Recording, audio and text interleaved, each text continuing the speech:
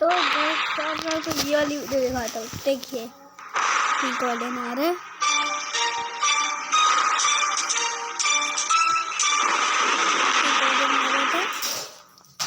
हम सब Thomas and friends show देखकर बड़े हुए हैं, जहां हमने देखा कि सोडोर आइलैंड के लोग और वहां के ट्रेन्स एक साथ मिलजुल कर रहते हैं। एक ऐसा शहर जहां ट्रेन्स बात करते हैं, इंसानों को समझते हैं और पूरी ईमानदारी से अपना काम करते हैं। पर रियलिटी कुछ और ही है, कुछ बहुत भयानक, कुछ बहुत ही खौफनाक।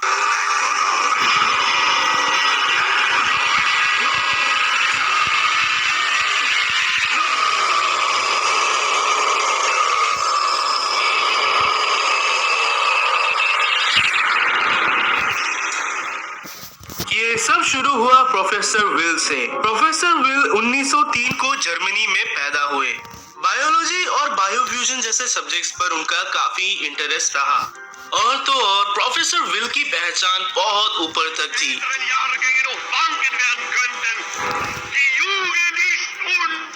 इनफैक्ट 1930s के समय रूलिंग पार्टीज का हाथ उनके सर पर था। प्रोफेसर विल एक जीनियस थे और अपने एक्सपेरिमेंट्स को पूरी दुनिया से छुपा के रखते थे। बहुत लोगों ने उनके रिसर्च और एक्सपेरिमेंट्स पर सवाल उठाए, पर उन सब के आवाजों को डरा धमका कर या पैसों से दबा दिया गया, क्योंकि प्रोफेसर विल से पंगा लेना मतलब गवर्नमेंट से पंगा लेना, जो कि सबके बस की बात नहीं होती है। प्रोफेसर विल का बेटा बड़े होकर अपने पिता की तरह ही बायोलॉजी और साथ ही इंजीनियरिंग करने लगा। प्रोफेसर विल के बेटे ने ह्यूमन बॉडी और मैकेनिकल चीजों के अटैचमेंट्स पर खूब नोट लिखा। वो उसे बायोफ्यूजन बुलाता था। उनकी सोच काफी अजीब थी, पर उनके पिता की तरह ही उन्हें भी गवर्नमेंट का सपोर्ट मिला। जल्द सोडोर स्टेशन के पास कई सारे लैब्स बने, शेड 17 भी। प्रोफेसर का एक बेटा हुआ, जो कि और कोई नहीं बल्कि थॉमस था।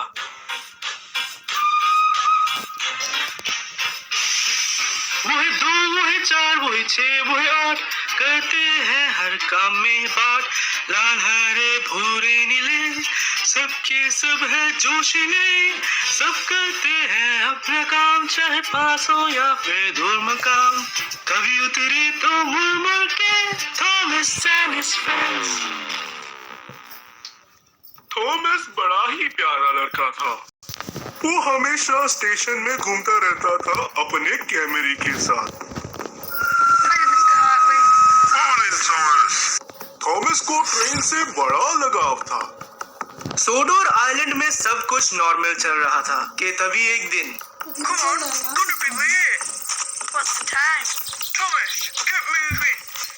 Thomas loved following railway.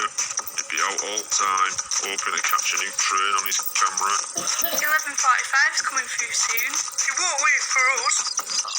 Unfortunately, he didn't take as much notice to the safety signs. I'm not being late again. Have we missed it yet? बताइए तो कितने Wait चलाते till हैं सब्सिडियाँ कितने में दे रहा है? Never mind the 11:45. इतना फायदा Must be है late again. Thomas, come on. It's always held up.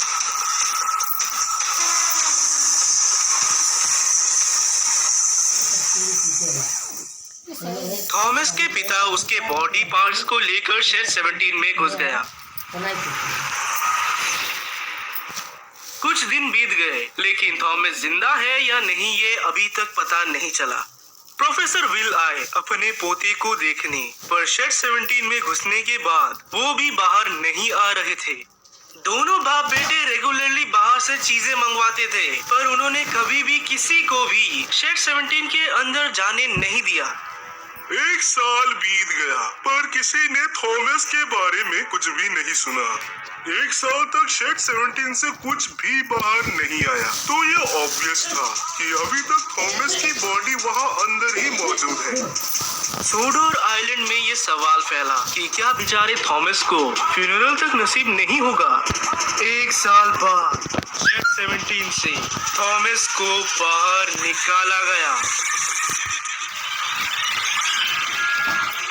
Thomas ने मेरी तरफ देख हाय बोला, और तभी एक लेडी बेहोश होकर गिर गई। थॉमस को देख मेरे से और रुका नहीं गया, तो मुझे शेड के साइड में भागना पड़ा। Hey, are you alright? case. 24 घंटों में थॉमस द टैंक इंजन का न्यूज इतनी तेजी से फैला कि दुनिया भर के न्यूज चैनल सब सोडोर आइलैंड में आ गिरे। खूब सारे रिपोर्टर्स ने मेरा इंटरव्यू लिया और सबका एक ही सवाल रहता था कि थॉमस को फर्स्ट टाइम देख के मैंने क्या किया। What did you think when you first came to meet Thomas the Tank Engine?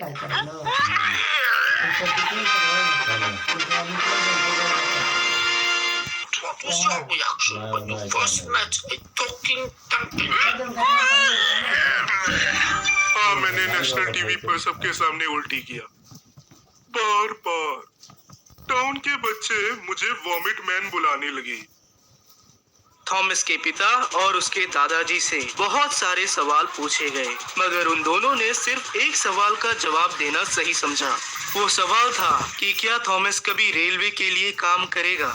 उनका जवाब था नहीं, क्योंकि थॉमस के इंजन को गर्म करना पड़ेगा उसे चलाने के लिए, और किसी के पास कोई आइडिया नहीं था कि क्या ऐसा करना सेफ होगा या नहीं। अगर कुछ गड़बड़ के वजह से थॉमस के ऑर्गन्स डैमेज हुए तो वो मर भी सकता है। और उधर चलोगे तुम लोग? दुनिया भर के अलग अलग देशों के बिलियनर्स और बायोफ्यूल ट्रेन्स बनाने के लिए प्रोफेसर विल और उनके बेटे को अप्रोच करने लगे, पर उन्होंने सभी रिक्वेस्ट को रिफ्यूज किया। मगर एक शख्स था जिसके वजह से इन सब बायोफ्यूल्स एक्सपेरिमेंट्स को वापस से शुरू किया गया। ये शख्स था सोडोर आइलैंड का railway controller sir Topham Hatt. Topham Hatt असल में एक इवल पर्सन था जिसे बस पैसे बनाने से मतलब था। बायोफ्यूल ट्रेन्स पूरी दुनिया का अटेंशन सोडोर रेलवे स्टेशन पर ले जाएगा, जिससे बहुत सारे पैसे कमाए जा सकते हैं, और वो ये बात अच्छे से जानता था। इसीलिए उसने फोर्सफुली बायोफ्यूल ट्रेन्स के एक्सपेरिमेंट्स को वापस से चालू करवाया। कई सारे बायोफ्यूल ट्रेन्स बने जो बिना फ्यूल के ही चलते थे। हालांकि हेरल्ड द हेलीकॉप्टर को उड़ाने से बैन किया गया। उसे बनाने वाले ही उसकी गारंटी नहीं दे पा रहे थे। साथ ही बायोफ्यूल ट्रेन्स कुछ नहीं, बस प्रॉब्लम बनते जा रहे थे रेलवे डिपार्टमेंट के लिए। थॉमस, जो कि फर्स्ट बायोफ्यूल ट्रेन माना जाता था, वो इतने अच्छे से काम कर रहा था। हालांकि उसके बाद बनने वाले सभी में कुछ ना कुछ डिफेक्ट था। मैविस डीजल इंजन एक्सपेरिमेंट एक पहला एक्सपेरिमेंट था जिसमें मैविस के अंदर फ्यूल डाला गया। शुरुआत में सब सही लग रहा था, लेकिन अचानक मैविस द इंजन के इंटरनल ऑर्गन्स जलने लगे। कुछ ही मिनटों में मैविस जलकर मर गया, जिसके बाद सभी बायोफ्यूल ट्रेन्स को फ्यूल देने से बैन किया गया।